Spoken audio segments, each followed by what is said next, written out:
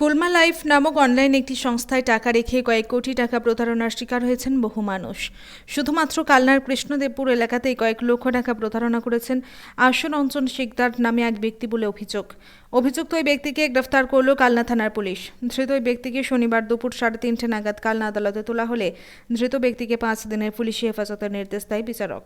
জানা গিয়েছে, কালনা কৃষ্ণদেবপুর হাট কালনা সহ এলাকার বেশ কিছু মানুষ মাসিক 12% সুদের আশায় অনলাইনে এই অ্যাপে বিনিয়োগ করেছিলেন। 2-3 মাস পেলেও তারপর হঠাৎই বন্ধ হয়ে যায় সংস্থাটি। স্থানীয় এলাকায় এজেন্ট হিসেবে কাজ করা আশুরঞ্জনই স্থানীয় মানুষকে ভুল বুঝিয়ে মানুষকে টাকা রাখার জন্য বাধ্য করেছিল বলে অভিযোগ।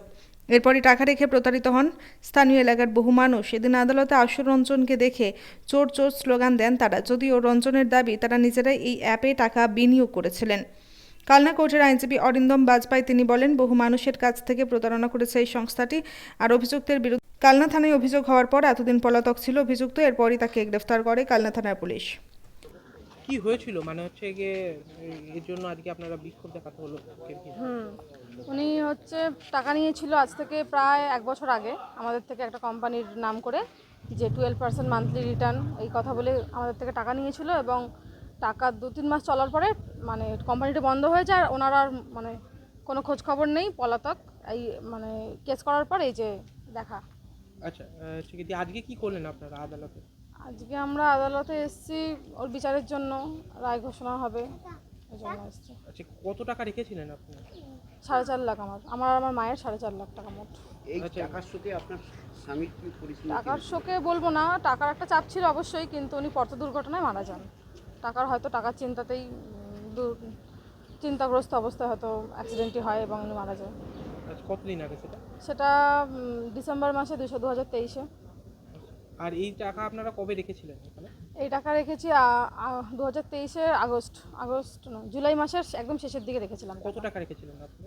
আমি রেখেছিলাম 1,86,000, আমার মা রেখেছিল 2,49,000। আচ্ছা, দিয়ে কিছু টাকা পেয়েছিলেন? 3 মাস চলেছিল, 3 মাস ঠিকঠাক টাকা পেয়েছিলাম, তারপর থেকে পুরো বন্ধ একদম। আচ্ছা, টাকাগুলো কোথা থেকে জোগাড় করেছিলেন? টাকাগুলো আমার পুরো লোন করে টাকা দেওয়া, সেইখানে লোনের এখন আমি ইন্টারেস্ট গুনছি।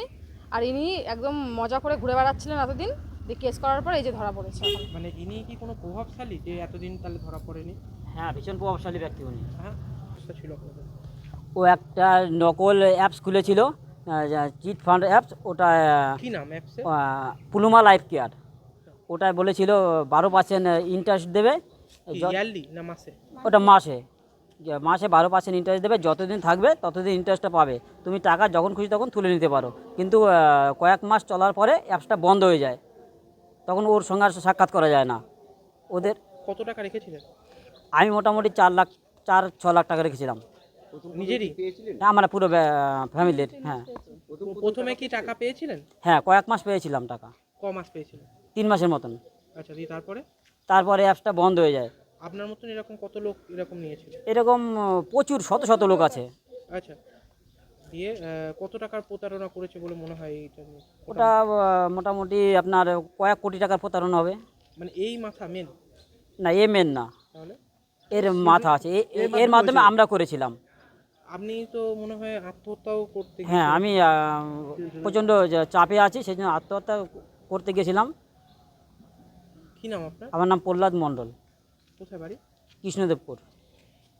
পুলিশের ভূমিকায় আমি অত্যন্ত খুশি, কারণ পুলিশের খুব সদর্থক চেষ্টাতে আজকে আসামিটা ধরা পড়েছে, কারণ দীর্ঘদিনও পালিয়ে বেরিয়েছে। কারণ এই অভিযোগটা মানে হয়েছিল আপনার 25/5/2024, আজ থেকে প্রায় 2 মাস আগেকার ঘটনা। তার পরবর্তীকালে পুলিশ ওকে নোটিশ সার্ভ করে, ও সেই নোটিশ এড়িয়ে গিয়েও বর্ধমানে আরাম জামিনের জন্য মানে বর্ধমান জজ কোর্ট করে, সেখানে ওর বেল রিজেক্ট হয়, এবং বেল রিজেক্ট হওয়ার পর তারপর পুলিশ সন্ধান পেয়ে ওকে গ্রেপ্তার করে 5 দিনের জন্য পুলিশি হেফাজতে পুলিশ আজকে ওকে নিয়ে যাচ্ছে। এবং আমরা আশা করছি এই মামলা অন্য বাকি যারা অপরাধী তারা ধরা পড়বে, কারণ এটা একটা চিট ফান্ডের মামলা এবং এর সঙ্গে আরও অনেকে যুক্ত।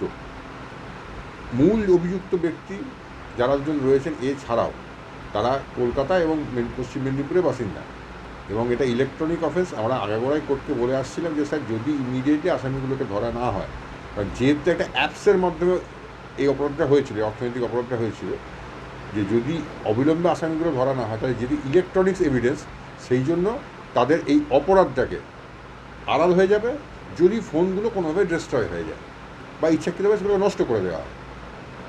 কারণ জানি না বর্তমানে কতটা কী হয়ে আছে, এবং এই বিষয় নিয়ে আমরা বিভিন্ন দপ্তরে ইতিপূর্বে অভিযোগ জানিয়েছিলাম, এসপি পূর্ব বর্ধমান, এসডিও, ডিএম, মুখ্যমন্ত্রীকে আরম্ভ করে বিভিন্ন জায়গায়। এবং পরবর্তীকালে আমরা মহামান্য আদালতে রাজশেখর মান্থার কাছে একটা একটা রিটও করি, ঠিক আছে, একটা ইনঅ্যাকশানে রিটও করি যে আমরা সহযোগিতা পাচ্ছি না বলে। কিন্তু বর্তমানে পুলিশের ভূমিকা আমরা খুশি, এবং আমরা আশা রাখছি সত্যি উদ্ঘাটন হবে এবং প্রতারিত ব্যক্তি। রীতা ভট্টাচার্যের রিপোর্ট, সুন্দর বাংলা নিউজ।